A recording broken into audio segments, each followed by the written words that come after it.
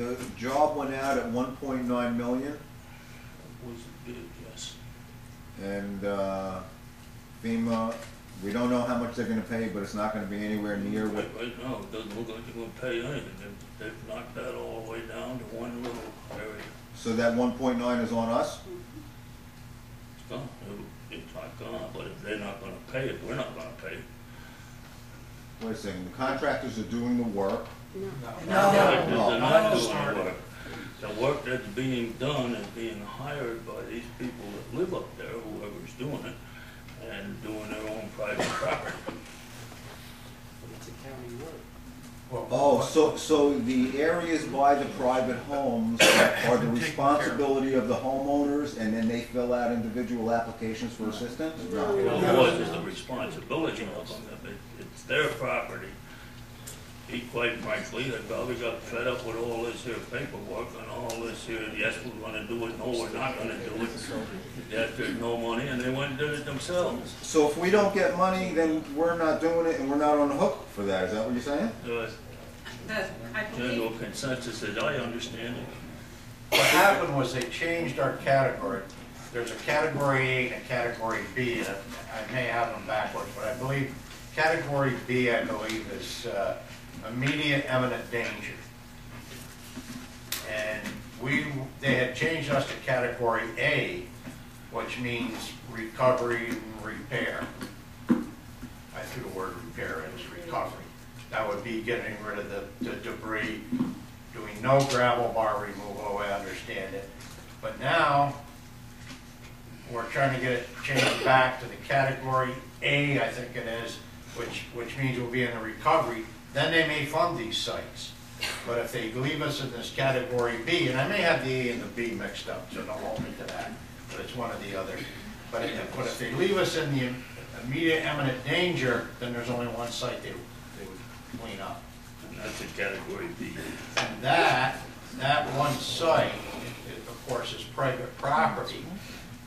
And the guy from FEMA told us that to bid that out individually to a local contractor. Well, we can't do that because we have a contract with another contractor, and unless they release us, the low bidder releases us, and the next low bidder releases us from obligation, we can't hire somebody else because they could sue us.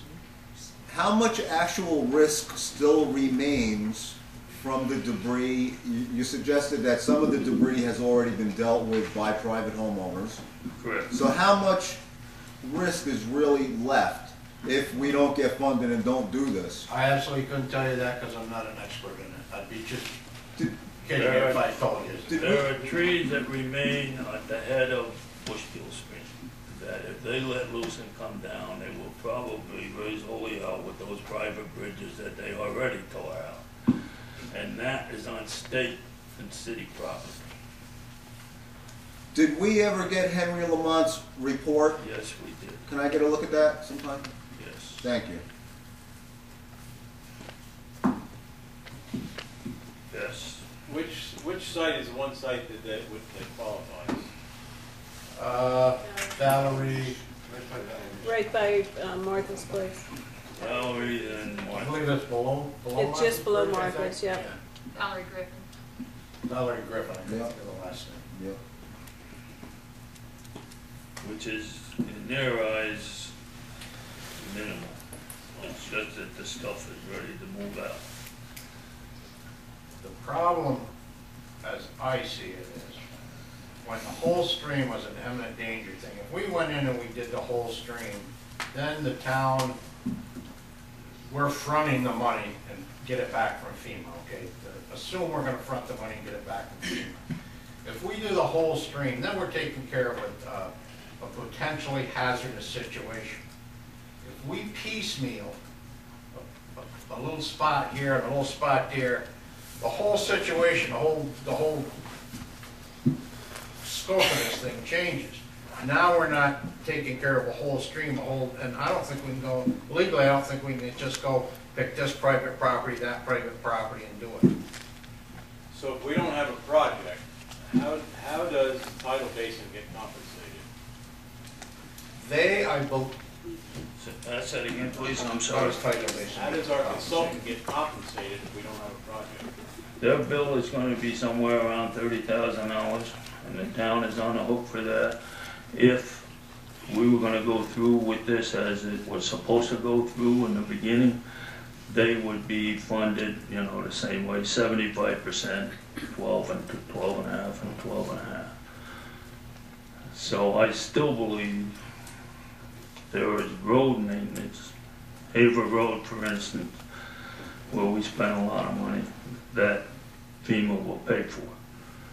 Hopefully they will pay their share of these tanks. And then they will still have to pay their share of tidal basin, the way I understand it. Yeah, I think they're still gonna be on the hook for title basin, the way I understand it too, the way Dan Craig explained it to us. Because, you know, the Bushkill and the Maltby Hollow and the Traver Hollow aren't the only areas of town who had problems in it.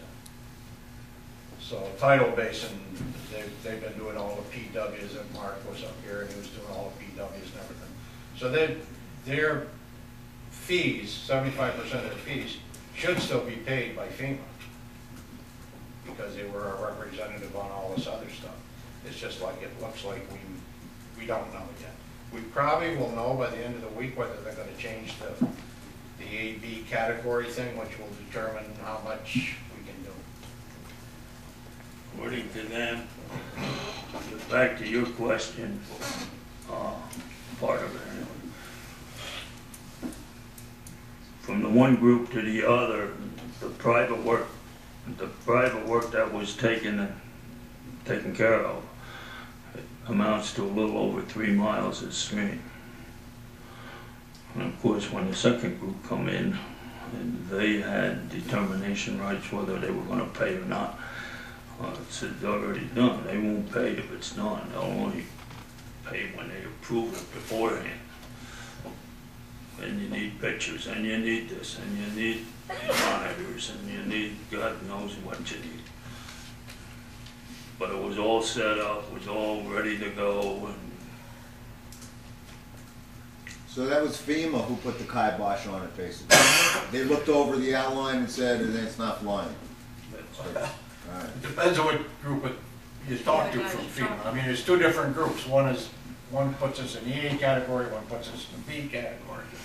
And Dan Craig is he's constantly in contact with FEMA in Albany, I believe, right? yes. I think in Albany, trying to get this A and B category business straightened out and put us into the recovery, that's the eminent dangers category, which would give us more sites, which would then make it worthwhile for the contractors, because right now with the one site, this guy would probably, in all likelihood, would not come from Louisiana to do one site, although Keith, one of our other contractors and monitoring company, said they're hungry enough they might. So the scope of the work has been reduced to approximately how much now? As of a couple days ago, one site. Oh, and is there a dollar figure attached to that, or not yet? I've heard some numbers thrown around. I don't think Some of there's the numbers that the field people threw around was anywhere from 1,000 to 2,500. very minimal. You mean for the reimbursement? So, For the project? For that's project, all they think to is get that one site out. So, Oh, How could one you know, FEMA group really, overrule the Crazy. other? I don't understand. Pardon me? How could one FEMA group come up and overrule the other after? if you could explain that to me, I tell you what, we'll hire you as a consultant. That's how they Because keep we their don't, jobs. it's just, I don't know, Within a couple of days of each other.